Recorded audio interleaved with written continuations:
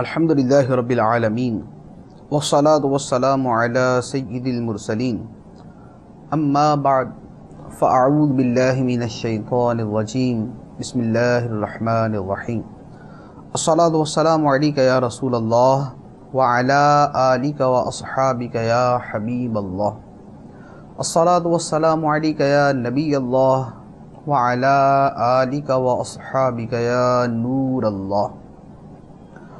سرکار مدینہ راحت قلب و سینہ صلی اللہ تعالی علیہ وآلہ وسلم کا فرمان عالی شان ہے، جس نے مجھ پر ایک مرتبہ درود پڑھا، اللہ عز و جل اس کے لیے ایک قرات ثواب لکھ دیتا ہے، اور ایک قرات احد پہاڑ کے برابر ہے۔ صلو علی الحبیب صلی اللہ تعالی علی محمد صلی اللہ علیہ وسلم۔ فیضان قرآن کے آج کے اس سلسلے میں ہم سورہ آل عمران کی آیت نمبر 178 سے درس قرآن سنیں گے۔ اللہ عز و جل نے ارشاد فرمایا، بسم اللہ الرحمن الرحیم، وَلَا يَحْسَبَنَّ الَّذِينَ كَفَرُوا أَنَّمَا نُمْلِي لَهُمْ خَيْرٌ لِأَنفُسِهِمْ إِنَّمَا نُمْلِي لَهُمْ لِيَزْدَادُوا إِثْمًا وَلَهُمْ عَذَابٌ مُهِينٌ۔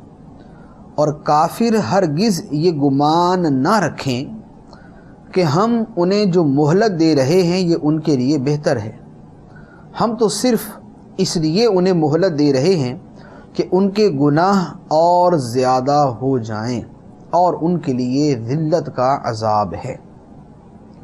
اس آیت مبارکہ میں اللہ عز و جل نے ارشاد فرمایا کہ کافروں کی لمبی عمریں، ان پر جلد عذاب نہ آنا، اور دنیاوی مال و متاع کی کثرت، دنیاوی زیب و زینت کی کثرت، اس کی وجہ سے کافر دھوکے میں نہ آئیں اور یہ نہ سمجھیں کہ یہ سب کچھ ان کے لیے بہتر ہے، ان پہ عذاب نہیں آ رہا تو ان کے لیے بہتر ہے۔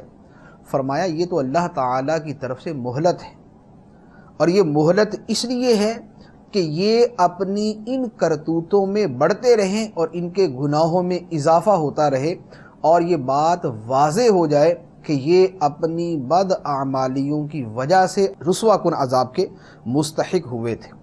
عمر کا لمبا ہونا اور گناہوں کا بڑھتے جانا بہت بڑی بدقسمتی ہے، اور عمر کا لمبا ہونا اور نیکیوں میں اضافہ ہونا بہت بڑی خوش قسمتی ہے۔ سرکار دو عالم صلی اللہ علیہ وآلہ وسلم نے ارشاد فرمایا، ترمذی شریف کی حدیث مبارک، عرض کی گئی، یا رسول اللہ صلی اللہ علیہ وسلم، کون شخص اچھا ہے؟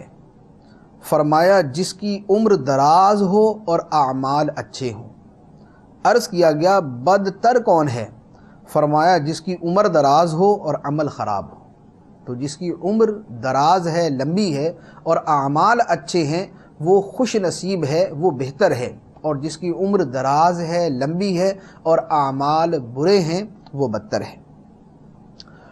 اس کے بعد ارشاد فرمایا، ما کان اللہ لیذر المؤمنین علی ما انتم علیہ حتی یمیز الخبیث من الطیب وما کان اللہ لیطلعکم علی الغیب ولکن اللہ یجتبی من رسولہ من یشاء فآمنوا باللہ ورسولہ وإن تؤمنوا وتتقوا فلکم اجر عظیم۔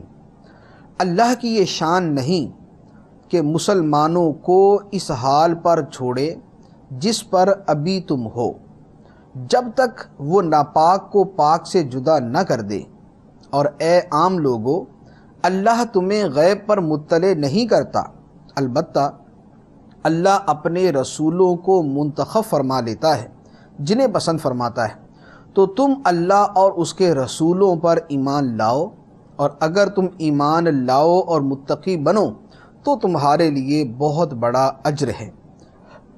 اس آیت مبارکہ کا شان نزول کچھ اس طرح ہے، سرکار دو عالم صلی اللہ تعالیٰ علیہ وآلہ وسلم نے ارشاد فرمایا کہ جب میری امت مٹی کی شکل میں تھی تو میرے اوپر انہیں پیش کیا گیا جس طرح اولاد آدم کو آدم علیہ السلام پر پیش کیا گیا، اور مجھے بتا دیا گیا کہ میری امت میں سے کون مجھ پر ایمان لائے گا اور کون ایمان نہیں لائے گا۔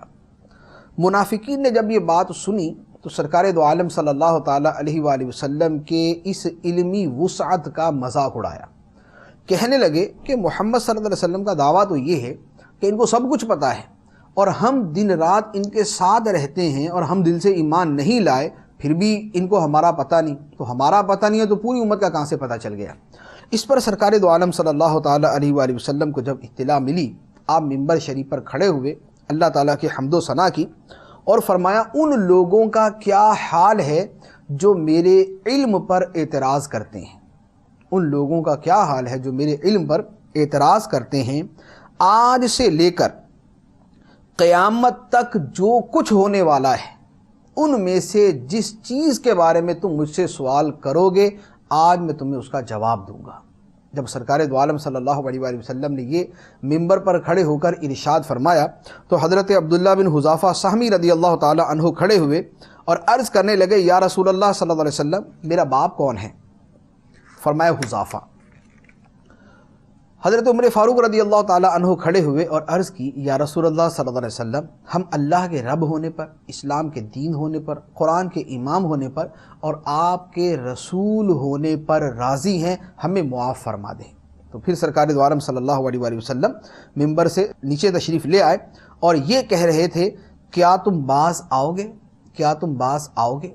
اس پر یہ آیت مبارکہ نازل ہوئی اور بتا دیا گیا کہ یہ جو منافقین اعتراض کر رہے ہیں کہ ہماری تو کوئی پہچان ہے نہیں اور باقی امت کے بارے میں دعویٰ ہے کہ سب کی پہچان ہے، تو فرمایا کہ اللہ کی یہ شان نہیں کہ تمہیں اسی حال پہ برقرار رکھے، اللہ تعالیٰ پاک کو ناپاک سے جدا کر دے گا۔ اس آیت مبارکہ کے شان نزول سے سرکار دو عالم صلی اللہ تعالیٰ علیہ وآلہ وسلم کے علم مبارک پر اعتراض کرنا، آپ کے مستقبل کے غیب کی خبروں پر اعتراض کرنا منافقین کا کام ہے۔ مسلمان سرکار دو عالم صلی اللہ علیہ وآلہ وسلم کے نہ علم کا انکار کر سکتا ہے اور نہ سرکار کے علم پر اعتراض کر سکتا ہے، اور سرکار دو عالم صلی اللہ علیہ وسلم کے علم کی وسعت کا انکار کرنا یا یہ کہنا کہ فلاں کا علم سرکار سے بھی بڑھ کر ہے، معاذ اللہ، تو یہ مسلمان کا کام نہیں بلکہ منافق اور بے دین آدمی کا کام ہے۔ نبی کریم صلی اللہ علیہ وآلہ وسلم کو جو علم کی وسعت عطا فرمائی گئی، اس کے کیا کہنے؟ احادیث مبارکہ اس قدر کثرت کے ساتھ ہیں کہ بلا مبالغہ عرض کرتا ہوں کہ اگر صرف بخاری شریف کی ان احادیث کو جمع کر لیا جائے جو نبی کریم صلی اللہ علیہ وآلہ وسلم کے علم مبارک کے بارے میں ہیں، ان کی تعداد بھی شاید 1000 سے زیادہ ہوگی۔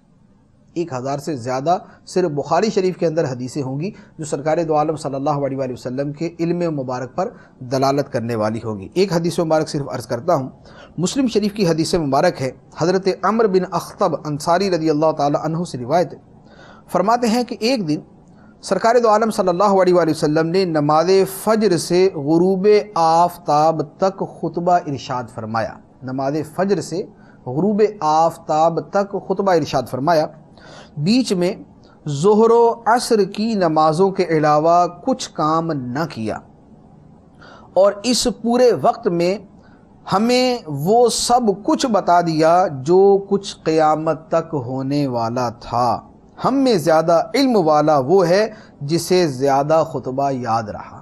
تو سرکار دو عالم صلی اللہ علیہ وسلم نے ایک نشست کے اندر فجر کی نماز سے لے کر مغرب کی نماز تک سارا دن خطبہ ارشاد فرما کر قیامت تک ہونے والی تمام امور کو بیان فرما دیا۔ تو یہ سرکار صلی اللہ علیہ وسلم کے وسعت علم کی ایک حدیث مبارک ہے۔ اس طرح کی 20 کی تعداد کے اندر احادیث بخاری، مسلم اور دیگر کتب احادیث کے اندر موجود ہیں۔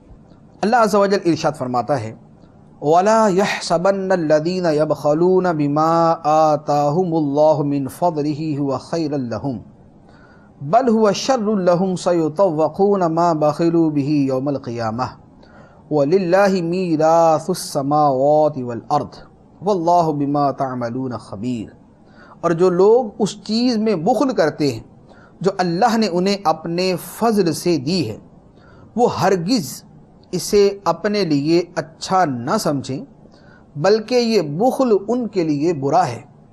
ان قریب قیامت کے دن ان کے گلوں میں اسی مال کا طوق بنا کر ڈالا جائے گا جس میں انہوں نے بخل کیا تھا، اور اللہ ہی آسمانوں اور زمین کا وارث ہے، اور اللہ تمہارے تمام کاموں سے خبردار ہے۔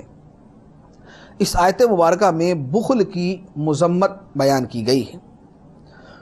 بخل کی مذمت کے بارے میں فرمایا کہ جو اللہ کے دیے ہوئے مال میں بخل کرتے ہیں وہ اس بخل کرنے کو اپنے لیے اچھا نہ سمجھیں، کیونکہ آدمی جب بخل کرتا ہے تو یہ سمجھتا ہے کہ میں نے مال خرچ کرنے سے بچا لیا، میرا مال بڑھ گیا۔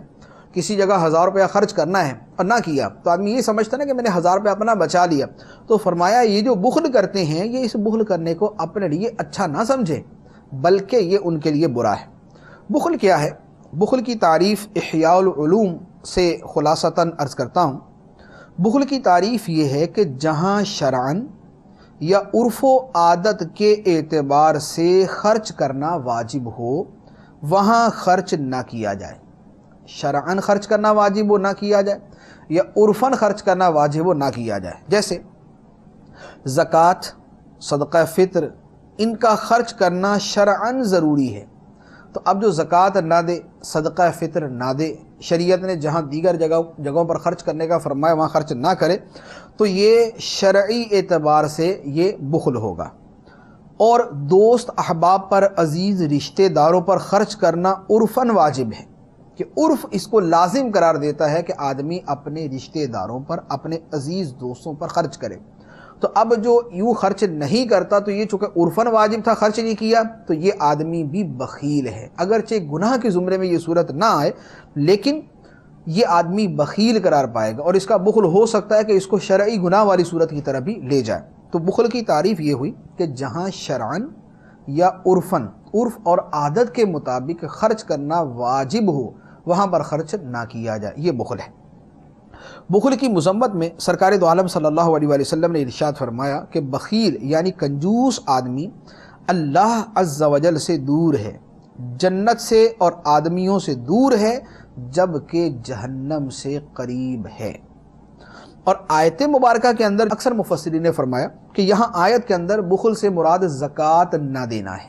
سرکار دو عالم صلی اللہ علیہ وسلم نے ارشاد فرمایا، بخاری شریف کی حدیث ہے، فرمایا کہ جس کو اللہ عز و جل نے مال دیا اور اس نے زکوٰۃ ادا نہ کی، قیامت کے دن وہ مال سانپ بنا کر ایک توق کی شکل میں اس کے گلے سے لپٹ جائے گا۔ وہ مال قیامت کے دن ایک توق کی شکل میں سانپ بن کر اس کے گلے میں لپٹ جائے گا، اور یہ کہہ کر اسے ڈستا جائے گا کہ میں تیرا مال ہوں، میں تیرا خزانہ ہوں، میں تیرا مال ہوں، میں تیرا خزانہ ہوں۔ تو بخل جو ہے وہ زکوٰۃ نہ ادا کرنا بھی بخل کی بدترین قسموں میں سے ہے۔ بخل کا علاج کیا ہے؟ تو بخل کا علاج، بخل چونکہ مال کی محبت، دنیا کی محبت کی وجہ سے ہے، تو جس قدر مال کی اور دنیا کی محبت کم ہوگی اسی قدر آدمی کے دل سے بخل دور ہوتا جائے گا۔ اسی طرح خرچ کرنے کے فضائل، سخاوت کے فضائل، جود و کرم کے فضائل، اور ان لوگوں اور ان بزرگوں کے حالات کو پڑھنا جو مہمان نواز تھے، جو خرچ کرنے والے تھے، جو جن کے دل کھلے تھے مال خرچ کرنے کے اندر، ان کے احوال کو پڑھنا جو ہے وہ دل کے اندر سخاوت پیدا کرتا ہے اور بخل کو دور کرتا ہے۔ تو دو طرح کا علاج ہو سکتا ہے، ایک تو یہ ہے کہ اس کی دنیا کی محبت اور مال کی محبت کم کی جائے، اور دوسرا سخی لوگوں کے احوال کا مطالعہ کیا جائے، تو انشاءاللہ عز و جل دل سے بخل دور ہو جائے گا۔ تو اس کے لیے سیرت مبارکہ اور صحابہ کرام کے احوال کا مطالعہ انشاءاللہ نہایت ہی مفید رہے گا۔ اس کے بعد ارشاد فرمایا، لَقَدْ سَمِعَ اللَّهُ قَوْلَ الَّذِينَ قَالُوا إِنَّ اللَّهَ فَقِيرٌ وَنَحْنُ أَغْنِيَاءُ سَنَكْتُبُ مَا قَالُوا وَقَتْلَهُمُ الْأَنْبِيَاءَ بِغَيْرِ حَقٍّ وَنَقُولُ ذُوقُوا عَذَابَ الْحَرِيقِ۔ بے شک اللہ نے ان کا قول سن لیا جنہوں نے کہا اللہ محتاج ہے اور ہم مالدار ہیں، اب ہم ان کی کہی ہوئی بات اور ان کا انبیاء کو ناحق شہید کرنا لکھ رکھیں گے اور کہیں گے جلا دینے والے عذاب کا مزہ چکھو۔ یہ آیت مبارکہ، اس کا شان نزول اس طرح ہے کہ جب قرآن پاک کی آیت نازل ہوئی، من ذا الذی یقرض اللہ قرضا حسنا، کون ہے جو اللہ کو اچھا قرض دے؟ یہودیوں نے کہا کہ اللہ تعالیٰ ہم سے قرض مانگ رہا ہے، اس کا مطلب ہے کہ ہم غنی ہیں، اللہ فقیر ہے۔ اس پر یہ آیت مبارکہ نازل ہوئی اور فرمایا کہ اللہ تعالیٰ نے ان گستاخوں کی بات سن لی جنہوں نے کہا کہ اللہ معاذ اللہ فقیر ہے اور ہم غنی ہیں۔ پھر ارشاد فرمایا کہ ہم نے ان کی یہ کفریہ بات اور ان کا انبیاء کو شہید کرنا یہ دونوں لکھ رکھے ہیں، یہ دونوں لکھے ہوئے ہیں، اور قیامت کے دن انہی دو جرموں کے اوپر ان کو شدید ترین عذاب دیا جائے گا۔ تو یہاں پر دو جرم کون سے؟ ایک اللہ کی گستاخی اور دوسرا نبیوں کی گستاخی جن کو شہید کیا۔ تو معلوم ہوا کہ ایک تو اللہ عز و جل کی گستاخی شدید ترین گناہ کفر ہے سیدھا سیدھا، اور دوسرا انبیاء کرام علیہم الصلوۃ والسلام کی گستاخی بھی اللہ کی گستاخی کی طرح شدید ترین جرم ہے۔ تو یہاں پر ان لوگوں سے جو ہے یہ کلام ہے کہ جو اپنی باتوں میں، اپنے مذاق میں، اپنے جو ہے وہ یا ڈراموں کے اندر یا اپنی جو ہے وہ محفلوں میں، مجلسوں کے اندر معاذ اللہ تعالیٰ کی بہت سی چیزوں کا مذاق اڑاتے ہیں، اللہ تعالیٰ کی قدرت کے بارے میں یا اور چیزوں کے بارے میں مذاق اڑاتے ہیں۔ جو لوگ بھی جو ہے وہ اس شعبے کے ساتھ وابستہ ہیں وہ اس کو اچھی طرح سمجھتے ہیں کہ کیا ہوتا ہے۔ تو اللہ تعالیٰ کی گستاخی، ایک گستاخی کے اوپر یہ فرمایا گیا وَنَقُولُ ذُوقُوا عَذَابَ الْحَرِيقِ کہ ہم ان کی گستاخیاں لکھ رکھیں گے اور قیامت کے دن ہم ان سے کہیں گے کہ جلا دینے والے عذاب کا مزہ چکھو۔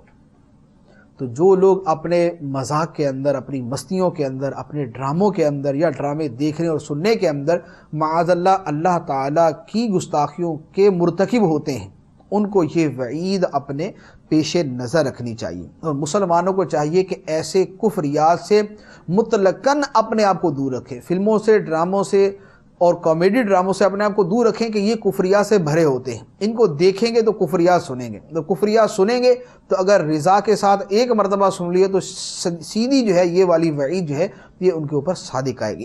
اب اس پر اللہ عز و جل فرماتا ہے ذَلِكَ بِمَا قَدَّمَتْ أَيْدِيكُمْ وَأَنَّ اللَّهَ لَيْسَ بِظَلَّامٍ لِّلْعَبِيدِ، یہ ان کے اعمال کا بدلہ ہے، یہ ان اعمال کا بدلہ ہے جو تمہارے ہاتھوں نے آگے بھیجے، اور اللہ بندوں پر ظلم نہیں کرتا۔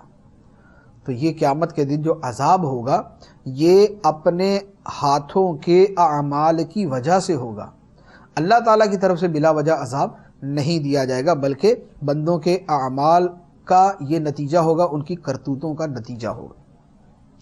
اس کے بعد ارشاد فرمایا الذین قالوا ان اللہ عہد الینا الا نؤمن لرسول حتی یأتینا بقربان تأکلہ النار قل قد جاءکم رسل من قبلی بالبینات وبالذی قلتم فلم قتلتموہم ان کنتم صادقین۔ وہ لوگ جو کہتے ہیں کہ اللہ نے ہم سے وعدہ لیا تھا کہ ہم کسی رسول کی اس وقت تک تصدیق نہ کریں جب تک وہ ایسی قربانی پیش نہ کرے جسے آگ کھا جائے۔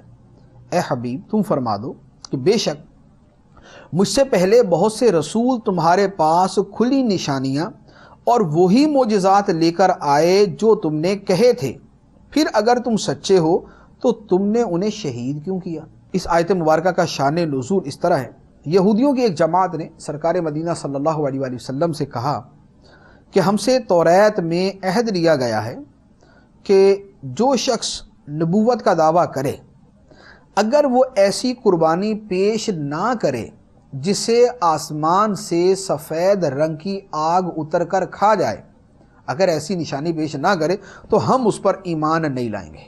اس پر یہ آیت مبارکہ نازل ہوئی کہ ان کا یہ کہنا سراسر جھوٹ ہے۔ اللہ تعالیٰ نے توریت کے اندر ایسی کوئی بات ارشاد فرمائی نہیں ہے کہ جب تک کوئی رسول اس طرح کی نشانی لے کر نہ آئے تب تک اس کے اوپر ایمان نہیں لانا۔ تو لہذا جب یہ بات اللہ عز و جل نے فرمائی نہیں ہے تو ان کا یہ کہنا اللہ عز و جل پر سراسر جھوٹ باندھنا ہے، ایک بات۔ دوسری بات یہ کہ معجزے کا مقصد ہے نبی کی نبوت کی صداقت کو ظاہر کر دینا۔ اب نبی کوئی بھی معجزہ پیش کر دے اس کی نبوت ثابت ہو چکی، تو بطور خاص ایک ہی نشانی پر اصرار کرنا یہ تو ویسے نامعقول بات ہے۔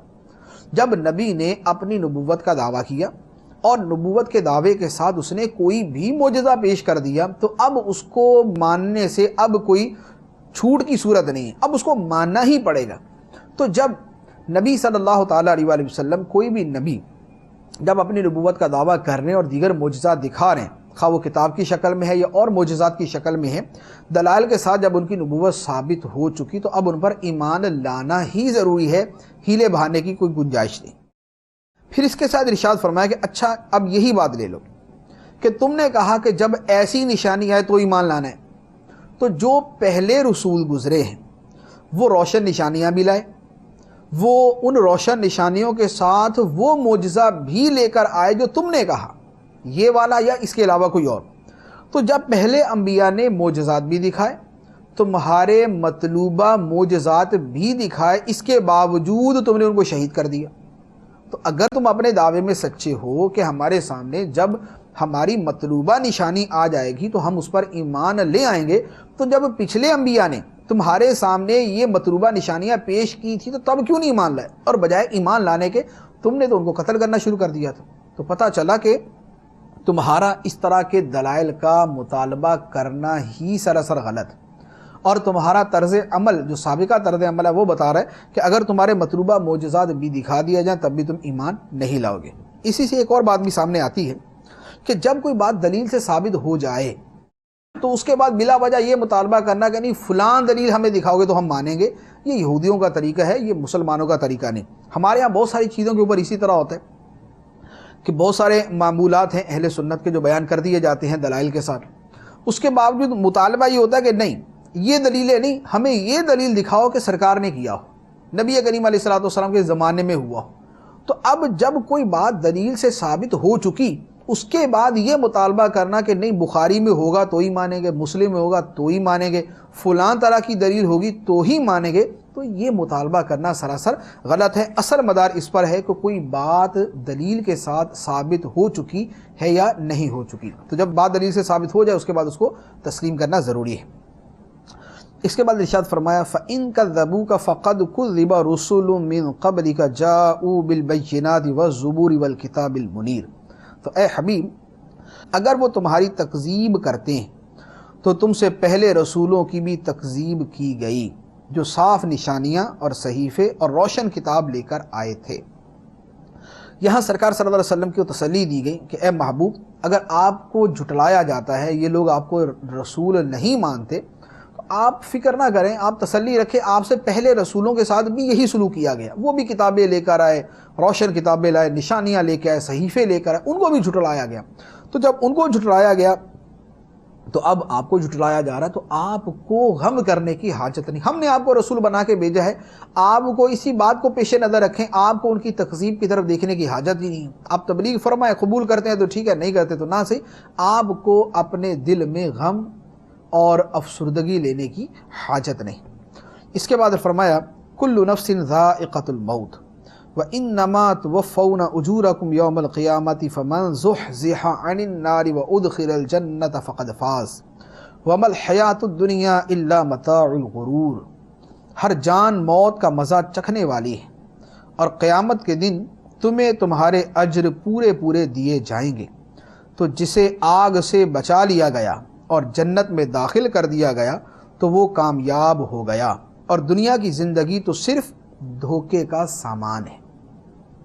یہ آیت مبارکہ قرآن پاک کی مشہور آیتوں میں سے ہے۔ اس کا پہلا جملہ کہ انسان ہو یا جن یا فرشتہ، اللہ عز و جل کے علاوہ ہر ایک کو موت کا مزہ چکھنا ہے، ہر ایک کو موت آنی۔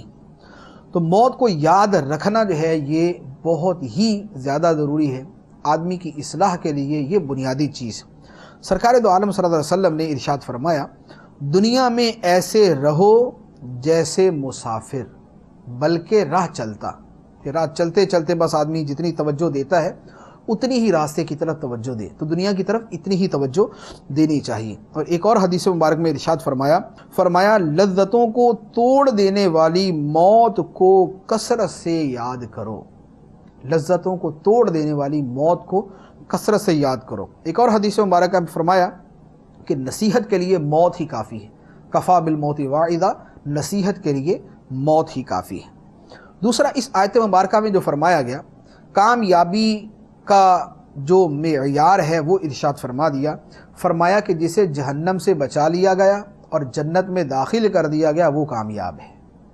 اور بقیہ یہ دنیاوی زندگی کہ اس میں بینک بیلنس بڑھ جائے، اس کے اندر مال و دولت بڑھ جائے، اس میں آدمی امیر ہو جائے، اس کے کوٹھی کار بنگلے نوکر چاکر یہ بڑھ جائیں، تو فرمایا کہ وَمَا الْحَيَاةُ الدُّنْيَا إِلَّا مَتَاعُ الْغُرُورِ، یہ دنیا کی زندگی تو صرف دھوکے کا سامان ہے، چند روزہ ہے، بہت زیادہ تو 50 سال 60 سال 70 سال 80 سال 100 سال کوئی جی لے گا، لیکن 100 سال کے بعد تو وہ استعمال کے بھی قابل نہیں رہے گا، تو اتنی ہی زندگی ہے، اس کے بعد یہ سب کچھ ختم ہے۔ تو دنیا کی زندگی نہیں مگر دھوکے کا سامان۔ تو کامیاب وہ ہے جسے جہنم سے بچا لیا گیا اور جنت میں داخل کر دیا گیا۔ ارشاد فرمایا لَتُبْلَوُنَّ فِي أَمْوَالِكُمْ وَأَنفُسِكُمْ وَلَتَسْمَعُنَّ مِنَ الَّذِينَ أُوتُوا الْكِتَابَ مِنْ قَبْلِكُمْ وَمِنَ الَّذِينَ أَشْرَكُوا أَذًى كَثِيرًا وَإِن تَصْبِرُوا وَتَتَّقُوا فَإِنَّ ذَلِكَ مِنْ عَزْمِ الْأُمُورِ، بے شک تمہارے مالوں اور تمہاری جانوں کے بارے میں تمہیں ضرور آزمایا جائے گا، اور تم ضرور ان لوگوں سے جنہیں تم سے پہلے کتاب دی گئی اور مشرکوں سے بہت سی تکلیف دہ باتیں سنو گے، اور اگر تم صبر کرتے رہو اور پرہیزگار بنو تو یہ بڑی ہمت کے کاموں میں سے ہے۔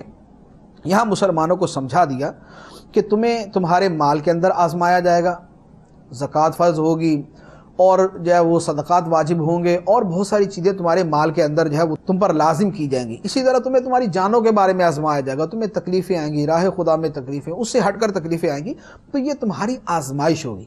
اسی طرح تمہیں کفار سے، مشرکین سے، یہودیوں سے تکلیف دہ باتیں سننے کو ملیں گی، تو یہ سب تمہارا امتحان ہوگا۔ اب فرمایا کہ اگر تم صبر کرو اور تقوی اختیار کرو تو یہ بڑی ہمت کے کام ہے، یعنی زندگی کے ہر میدان میں کامیابی کا نسخہ اللہ عز و جل نے ارشاد فرما دیا، وَإِن تَصْبِرُوا وَتَتَّقُوا، اگر تم صبر کرو، ہر جگہ صبر کرو، وَتَتَّقُوا، اور تقوی اختیار کرو، اللہ کا ڈر اپنے دلوں میں پیدا کرو، فَإِنَّ ذَلِكَ مِنْ عَزْمِ الْأُمُورِ، تو یہ بے شک بڑی ہمت کے کاموں میں سے ہے، یہ ہمت کے کام بھی ہیں اور ہمیشہ آزمائشوں میں کامیابی کا ذریعہ بھی بنتے ہیں۔ اس کے بعد فرمایا وَإِذْ أَخَذَ اللَّهُ مِيثَاقَ الَّذِينَ أُوتُوا الْكِتَابَ لَتُبَيِّنُنَّهُ لِلنَّاسِ وَلَا تَكْتُمُونَهُ فَنَبَذُوهُ وَرَاءَ ظُهُورِهِمْ وَاشْتَرَوْا بِهِ ثَمَنًا قَلِيلًا فَبِئْسَ مَا يَشْتَرُونَ، اور یاد کرو جب اللہ نے ان لوگوں سے عہد لیا جنہیں کتاب دی گئی کہ تم ضرور اس کتاب کو لوگوں سے بیان کرنا اور اسے چھپانا نہیں، تو انہوں نے اس عہد کو اپنی پیٹھ کے پیچھے پھینک دیا اور اس کے بدلے تھوڑی سی قیمت حاصل کر لی، تو یہ کتنی بری خریداری ہے۔ یہاں اہل کتاب کے بارے میں بیان کیا گیا کہ توریت اور انجیل کے علماء پر واجب تھا کہ اللہ کے رسول صلی اللہ علیہ وآلہ وسلم کی رسالت کو لوگوں کے سامنے بیان کرتے۔ ان سے یہ عہد لیا گیا تھا کہ تم نے اسے چھپانا نہیں ہے بلکہ بیان کرنا ہے، لیکن انہوں نے اس کو چھپایا، اس حکم کو پس پشت ڈال دیا اور دنیاوی مال و متاع کی خاطر اور دنیاوی مفادات کی خاطر اللہ کے احکام سے روگردانی کی، تو ان کی یہاں پر مذمت بیان کی جا رہی ہے۔ تو جس کو اللہ عز و جل علم عطا فرمائے اسے چاہیے کہ اس علم کو بیان کرے، اس کو چھپائے نہیں۔ سرکار دو عالم صلی اللہ علیہ وسلم نے ارشاد فرمایا، ترمذی شریف کی حدیث ہے، فرمایا جس شخص سے کچھ دریافت کیا گیا جس کو وہ جانتا ہے اور اس نے اس کو چھپایا تو روز قیامت اسے آگ کی لگام ڈالی جائے گی۔ جس کے پاس علم ہے، پوچھا جائے پھر اس کو چھپائے، قیامت کے دن اسے آگ کی لگام ڈالی جائے گی۔ تو لہذا علماء پر واجب ہے کہ اپنے علم سے فائدہ پہنچائیں اور حق ظاہر کریں، اور کسی غرض فاسد کے لیے علم کو نہ چھپائیں۔ غرض فاسد کے لیے، غرض صحیح ہے تو وہ جدا صورت ہے، غرض فاسد کے لیے علم نہ چھپائیں۔ اس کے بعد ارشاد فرمایا لا تحسبن الذين يفرحون بما اتوا ويحبون ان يحمدوا بما لم يفعلوا فلا تحسبنهم بمفازة من العذاب ولهم عذاب علیم، ہرگز گمان نہ کرو ان لوگوں کو جو اپنے اعمال پر خوش ہوتے ہیں اور پسند کرتے ہیں کہ ان کی ایسے کاموں پر تعریف کی جائے جو انہوں نے کیے ہی نہیں، انہیں ہرگز عذاب سے دور نہ سمجھو اور ان کے لیے دردناک عذاب ہے۔ اس آیت مبارکہ میں جھوٹی تعریف پسند کرنے کی مذمت ہے۔ فرمایا کہ وہ لوگ جو اپنے اعمال پر خوش ہوتے ہیں. یہ ہے خود پسندی کہ میں بہت اچھا ہوں، میری آواز بہت اچھی ہے، میری تلاوت بہت اچھی ہے، میرا بیان بہت اچھا ہے، یا میں مال بڑا خرچ کرتا ہوں، راہ خدا میں ادھر دیتا ہوں ادھر دیتا ہوں، میں غریبوں کی مدد بڑی کرتا ہوں. یہ ہے خود پسندی. وَيُحِبُّونَ أَن يُحْمَدُوا بِمَا لَمْ يَفْعَلُوا. اور اب یہ دوسری صورت، یہ دوسری چیز ہے کہ پسند کرنا کہ آدمی کی اس بات پر تعریف کی جائے جو اس نے کیا ہی نہیں. یعنی پہلی صورت تھی کہ کیا ہے اور اس پر اپنے آپ کو پسند کر رہا ہے، یہ عجب ہے، خود پسندی ہے. اور دوسرا ہے کہ کیا ہی نہیں ہے اور پھر پسند ہے کہ میری تعریف کی جائے. جیسے مثال کے طور پہ راہ خدا میں ایک آدمی نے خرچ کیا ہی نہیں ہے لیکن کہہ رہا ہے کہ بس لوگ کہہ دے کہ میں نے ہی خرچ کیا ہے، میں بڑا خرچ کرتا ہوں، میں بڑا لوگوں کی مدد کرتا ہوں. ٹھیک ہے، اسی طرح ہر آدمی اپنے شعبے کے اعتبار سے سوچ سکتا ہے کہ اس نے وہ کام نہیں کیا لیکن پسند کرتا ہے کہ اس کی اس پر تعریف کی جائے. میں نے بہت بڑا کارنامہ سر انجام دیا ہے نہیں، لیکن پسند ہے کہ بس لوگ اس کارنامے کو میری طرف منسوب کر دے کہ بس یہ آپ ہی نے کیا ہے سارا کچھ. تو یہ ہے جھوٹی تعریف پسند کرنا. تو فرمایا کہ یہ لوگ جو یہ کرتے ہیں فلا تحسبنہم بمفازۃ من العذاب، انہیں عذاب سے دور نہ سمجھو، یہ عذاب کے مستحق، ان کو عذاب سے دور نہ سمجھو، ان کے لیے دردناک عذاب ہے. اس کے بعد فرمایا وَلِلَّهِ مُلْكُ السَّمَاوَاتِ وَالْأَرْضِ وَاللَّهُ عَلَى كُلِّ شَيْءٍ قَدِيرٌ. اور اللہ ہی کے لیے ہے آسمانوں اور زمین کی بادشاہی، اور اللہ ہر چیز پر قادر ہے. ان فی خلق السماوات والارض واختلاف اللیل والنہار لآیات لأولی الالباب. بے شک آسمانوں اور زمین کی پیدائش اور رات اور دن کی باہمی تبدیلی میں عقل مندوں کے لیے نشانیاں ہیں. حضرت عبداللہ بن عباس رضی اللہ تعالی عنہما فرماتے ہیں میں حضرت میمونہ رضی اللہ تعالی عنہا کے گھر میں رات ٹھہرا. یہ آپ کی ذی رحم محرم تھی، تو میں ان کے گھر میں رات ٹھہرا اور سرکار بھی اس دن وہیں تھے. رات کا جب تہائی حصہ گزرا تو سرکار صلی اللہ علیہ وسلم بیدار ہوئے، آسمان کی طرف نظر اٹھا کر ان آیات مبارکہ کی تلاوت فرمائی.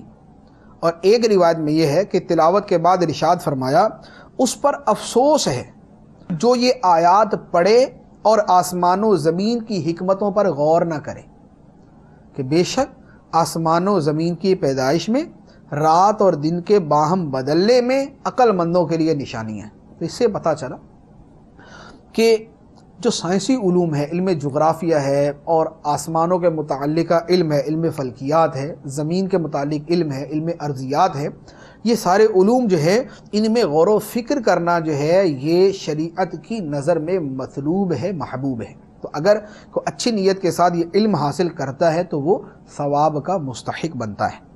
اس کے بعد فرمایا الذین یذکرون اللہ قیاما وقعودا وعلی جنوبہم وَيَتَفَكَّرُونَ فِي خَلْقِ السَّمَاوَاتِ وَالْأَرْضِ رَبَّنَا مَا خَلَقْتَ هَذَا بَاطِلًا سُبْحَانَكَ فَقِنَا عَذَابَ النَّارِ. جو کھڑے اور بیٹھے اور پہلوؤں کے بل لیٹے ہوئے اللہ کو یاد کرتے ہیں اور آسمانوں اور زمین کی پیدائش میں غور کرتے ہیں. اے ہمارے رب، تو نے یہ سب بیکار نہیں بنایا، تو پاک ہے، تو ہمیں دوزخ کے عذاب سے بچا لے. اس آیت مبارکہ میں پچھلی آیت کے آخر میں فرمایا کہ نشانیاں ہیں عقل والوں کے لیے. اب یہ عقل والوں کی تعریف ہے کہ عقل والے کون ہیں.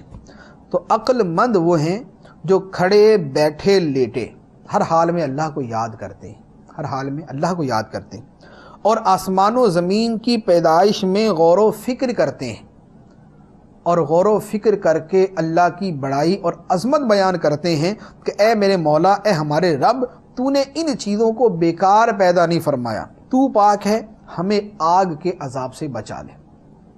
تو یہ سائنسدان بھی ہو، آسمان و زمین کی پیدائش میں غور و فکر بھی کرے، لیکن بہرحال اس کے ساتھ اللہ عز و جل کے ساتھ اس کا تعلق جڑا رہے اور اللہ تعالیٰ سے مغفرت کی دعا مانگتا رہے. پھر فرمایا ربنا انک من تدخل النار فقد اخزیتہ وما للظالمین من انصار. اے ہمارے رب، بے شک جسے تو دوزخ میں داخل کرے گا اسے تو نے ضرور رسوا کر دیا اور ظالموں کا کوئی مددگار نہیں. ربنا اننا سمعنا منادیا ینادی للایمان ان آمنوا بربکم فآمنا ربنا فاغفر لنا ذنوبنا وکفر عنا سیئاتنا وتوفنا مع الابرار. اے ہمارے رب، بے شک ہم نے ایک ندا دینے والے کو ایمان کی ندا یوں دیتے ہوئے سنا کہ اپنے رب پر ایمان لاؤ، تو ہم ایمان لے آئے۔ بس اے ہمارے رب، تو ہمارے گناہ بخش دے اور ہم سے ہماری برائیاں مٹا دے اور ہمیں نیک لوگوں کے گروہ میں موت عطا فرما۔ یہاں پر آیت میں فرمایا کہ اے ہمارے رب، ہم نے ایک منادی کو سنا جو ندا دے رہا تھا۔ منادی کون ہے؟ یہ سرکار صلی اللہ علیہ وسلم یا قرآن اور سرکار نے فرمایا اپنے رب پر ایمان لاؤ، تو اے مولا ہم ایمان لے آئے، تو ہم تیرے ماننے والے ہیں، تجھ پر ایمان رکھنے والے ہیں، ہمارے گناہوں کو معاف فرما دے، ہم سے ہماری خطاؤں کو مٹا دے اور ہمیں نیکوں کے ساتھ نیک لوگوں کے گروہ میں موت عطا فرما۔ تو یہاں پر ہر جملہ اپنی جگہ اہمیت رکھتا ہے۔ آخری جملہ جو یہاں پر ہے کہ ہمیں نیک لوگوں کے گروہ میں موت عطا فرما، تو اس سے پتہ چلا کہ نیک لوگوں کا گروہ بہت اہمیت کا حامل ہے، دنیا میں بھی آخرت میں بھی۔ قرآن پاک کے اندر ہے وَكُونُوا مَعَ الصَّادِقِينَ، سچوں کے ساتھ ہو جاؤ۔ اور خود موت کے وقت جب نفس مطمئنہ کی موت کا وقت آتا ہے تو اللہ عز و جل فرماتا ہے یا ایتھا النفس المطمئنہ ارجعی الی ربک راضیۃ مرضیہ فادخلی فی عبادی وادخلی جنتی۔ نفس مطمئنہ سے کہا جاتا ہے کہ فادخلی فی عبادی، میرے بندوں میں داخل ہو جا، وادخلی جنتی، اور میری جنت میں داخل ہو جا۔ تو نیک لوگوں کے ساتھ رہنا، جو اللہ اور اس کے رسول صلی اللہ علیہ وآلہ وسلم سے سچی محبت کرنے والے، جو ان کے فرما بردار اطاعت گزار ہیں، جو نیک صالحین ہیں، جو شریعت پر عمل کرنے والے ہیں اور جو سنتوں پر عمل کرنے والے ہیں، ان کا ساتھ دنیا اور آخرت کی بہت بڑی سعادت ہے۔ اللہ عز و جل ہمیں یہ سعادت عطا فرمائے۔ ربنا وآتنا ما وعدتنا علی رسولک ولا تخزنا یوم القیامہ انک لا تخلف المیعاد۔ اے ہمارے رب، اور ہمیں وہ سب عطا فرما جس کا تو نے اپنے رسولوں کے ذریعے ہم سے وعدہ فرمایا ہے، اور ہمیں قیامت کے دن رسوا نہ کرنا، بے شک تو وعدہ خلافی نہیں کرتا۔ یہ اسی دعا کا حصہ ہے کہ ہمیں وہ سب عطا فرما جس کا تو نے اپنے رسولوں کے ذریعے ہم سے وعدہ فرمایا ہے، اور قیامت کے دن ہمیں رسوا نہ کرنا۔ اس کے بعد فرمایا فاستجاب لهم ربهم انی لا اضیع عمل عامل منکم من ذکر او انثى بعضکم من بعض فالذین هاجروا واخرجوا من دیارهم واوذوا فی سبیلی وقاتلوا وقتلوا لأکفرن عنهم سیئاتهم ولأدخلنهم جنات تجری من تحتها الانہار ثوابا من عند اللہ واللہ عنده حسن الثواب۔ تو ان کے رب نے ان کی دعا قبول فرما لی کہ میں تم میں سے عمل کرنے والوں کے عمل کو ضائع نہیں کروں گا، وہ مرد ہو یا عورت، تم آپس میں ایک ہی ہو۔ پس جنہوں نے ہجرت کی اور اپنے گھروں سے نکالے گئے اور میری راہ میں انہیں ستایا گیا اور انہوں نے جہاد کیا اور قتل کر دیے گئے، تو میں ضرور ان کے سب گناہ ان سے مٹا دوں گا اور ضرور انہیں ایسے باغات میں داخل کروں گا جن کے نیچے نہریں جاری ہیں۔ یہ اللہ کی بارگاہ سے اجر ہے اور اللہ ہی کے پاس اچھا ثواب ہے۔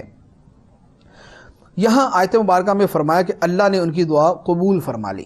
یہاں ایک نقطہ ہے، علماء کرام نے ارشاد فرمایا یہ جو الفاظ ہیں فاستجاب لهم ربهم، اللہ نے ان کی دعا قبول فرما لی، اس سے پہلے جو دعا گزری ہے اس دعا کے اندر 5 مرتبہ ربنا کا لفظ آیا ہے، 5 مرتبہ ربنا کا لفظ آیا۔ تو علماء فرماتے ہیں کہ اگر دعا کے شروع میں 5 مرتبہ یا ربنا یا ربنا یا ربنا یا ربنا یا ربنا کہہ دیا جائے تو اس دعا کی قبولیت کی امید ہے، وہ دعا قبول ہوگی اس کی امید ہے۔ تو دعا کے شروع میں 5 مرتبہ یا ربنا کہنا چاہیے۔ اس کے بعد ارشاد فرمایا لا یغرنک تقلب الذین کفروا فی البلاد متاع قلیل ثم مأواہم جہنم فبئس المہاد۔ اے مخاطب، کافروں کا شہروں میں چلنا پھرنا ہرگز تجھے دھوکہ نہ دے، یہ تو زندگی گزارنے کا تھوڑا سا سامان ہے، پھر ان کا ٹھکانہ جہنم ہوگا اور وہ کیا ہی برا ٹھکانہ ہے۔ اس آیت مبارکہ کا شان نزول یوں ہے کہ مسلمانوں کی ایک جماعت نے کہا کہ کفار اور مشرکین تو اللہ کے دشمن ہیں، تو وہ دشمن جو ہے وہ تو عیش و آرام کے اندر ہیں اور ہم تنگی اور مشقت میں پڑے ہوئے. تو اس پر یہ آیت مبارکہ نازل ہوئی کہ کفار کا یوں موج مستیاں کرنا، ان کا یوں زندگی کو اچھے اور خوشگوار انداز میں گزارنا جو ہے یہ تمہیں دھوکہ نہ دے. یہ ہے کیا؟ متاع قلیل، یہ تھوڑا سا سامان ہے، یہ زندگی گزارنے کا تھوڑا سا سامان ہے. ثم مأواہم جہنم، پھر ان کا ٹھکانہ جہنم ہوگا. وبئس المہاد، اور وہ کیا ہی برا ٹھکانہ ہوگا. تو کافروں کی دولت، ان کی بلڈنگز، ان کے کاروبار، ان کی معاشی ترقی اور ان کا یہ دنیاوی جاہو جلال جو ہے یہ دیکھ کر متاثر نہیں ہونا چاہیے کہ ہائے دیکھو یا مسلمان بیچارے کیا جو ہے وہ غربت اور ذلت کے اندر پڑے ہوئے اور کفار کتنی ترقی کر گئے. تو ان چیزوں سے متاثر نہیں ہونا چاہیے. سب سے مقدم ہمارے لیے آخرت، اور پھر وہ امور جو آخرت کی تیاری میں ہمیں مدد دے.